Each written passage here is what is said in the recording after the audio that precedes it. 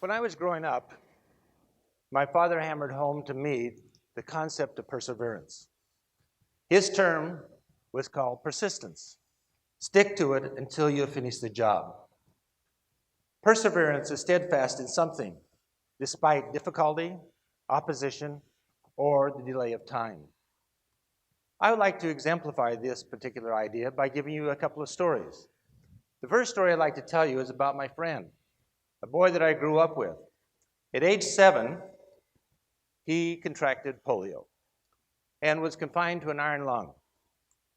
In that iron lung, he spent quite a bit of time. But because of good medical attention and good physical therapy, he eventually began to breathe on his own. Then his legs began to operate, and soon he was able to walk. Then he was able to move his arm. Now I say arm because before he had polio, he was left-handed. Due to the program of polio, which I call a program, I wouldn't probably call it a disease, I guess, but because of that, his left arm never recovered from the polio. So he had to learn everything over with his right.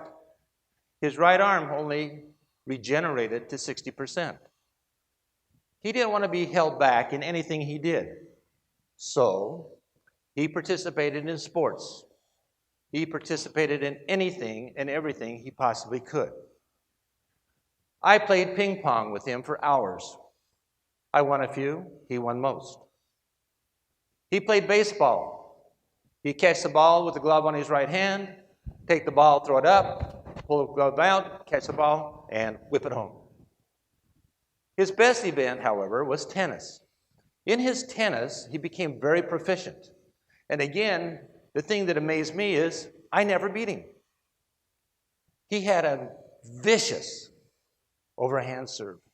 Now, how would he do that? Ball in the racket in one hand, he'd whip it up in the air, bring it back, smash. Well, he went on to get his doctoral degree, became a university professor, did a great job in all aspects, but his claim to fame, I think, was that he passed on his knowledge of the things that he had learned as a tennis player. Persistence. He stayed at his skills until he was able to master them.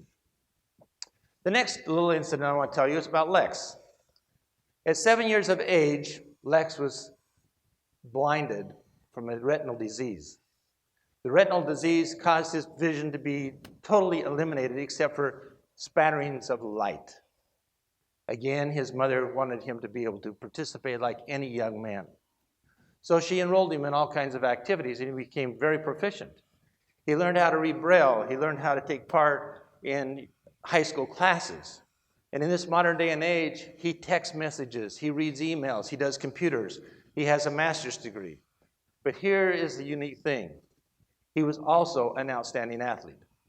He was an outstanding athlete as a sprinter. He would run with his buddy side by side, tethered together, and sprinted very well. The most amazing thing about Lex, however, is the fact that he was a long jumper. As a long jumper, I don't know if you know much about that event, but you run down a carpet, if you wish, a runway, 4 feet wide and 30 meters long. Running down that runway takes an analysis of exact stride lengths to get to a 1-foot board to jump into a pit. He would master this by running down this runway, by measuring his stride in practice, and then being able to count the number of strides that he took. And then, at a certain number, he would jump. He has jumped over 23 feet. He is an Olympic champion, a Paralympic champion, I should say. The interesting thing about this whole scenario is this. If the wind blows, sound drifts. So when they set up the runway, he has his buddy stand at the board and clap, and also give a call sign. He then zeroes in like radar, runs down the runway, and then jumps. If the wind is blowing and the man stands at the board, Lex would veer off to the side and follow the sound. So the caller has to stand off to the side so he can run straight. Lex has a a theme that says, you do not have to have sight to have vision. One day at the training center, I watched Lex ride a bicycle. How many of you have ever tried that? Someday, close your eyes and just try to run a straight line. It is more than difficult. The next story I want to tell you is a little bit more upbeat. It happened in 1952. In 1952, in the Olympic Games in Helsinki, Finland, there was a guy that was in the Olympic Games in the decathlon for his second time. His name was Bob Mathias. Bob Mathias was the youngest decathlete ever to participate in the Olympic Games. In the Olympic Games prior to that, he started at age 17.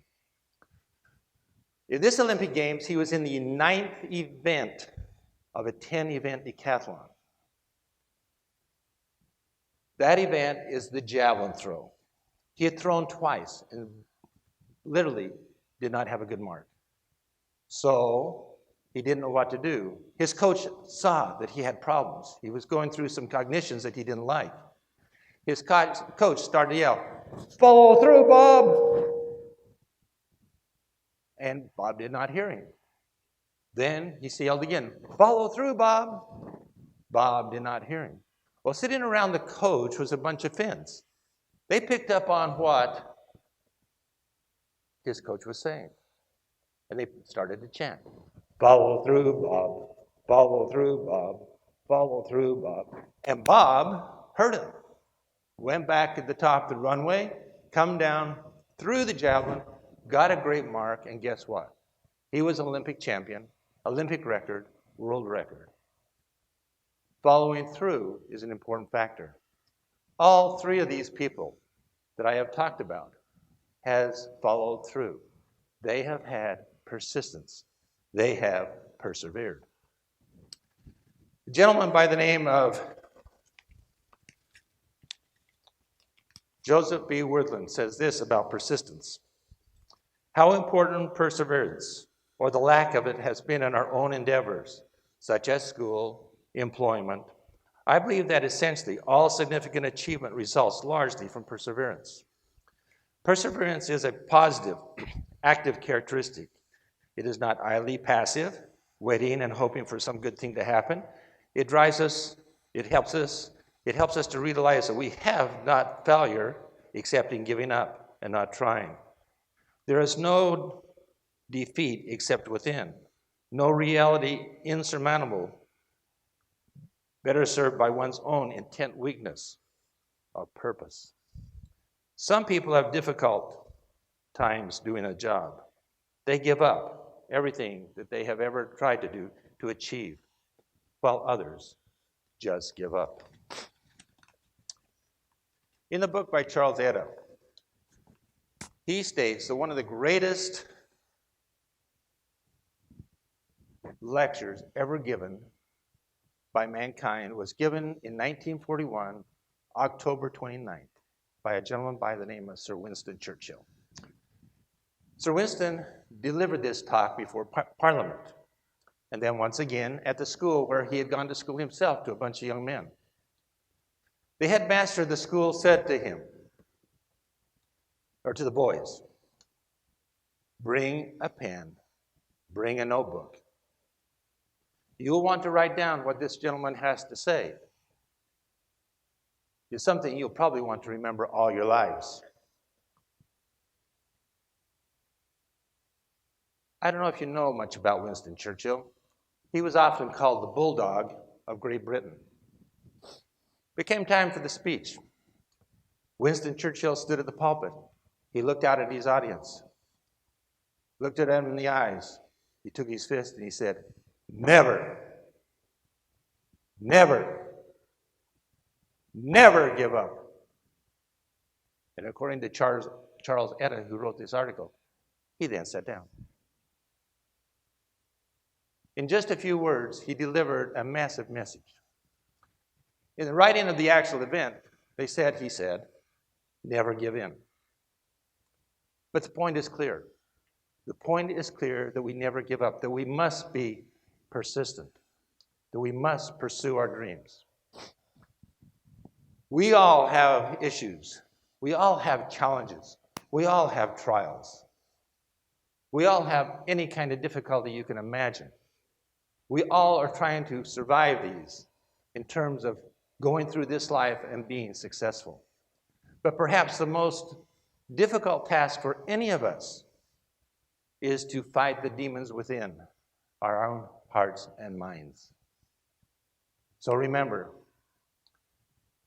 be persistent, persevere, follow through, don't quit. Thank you.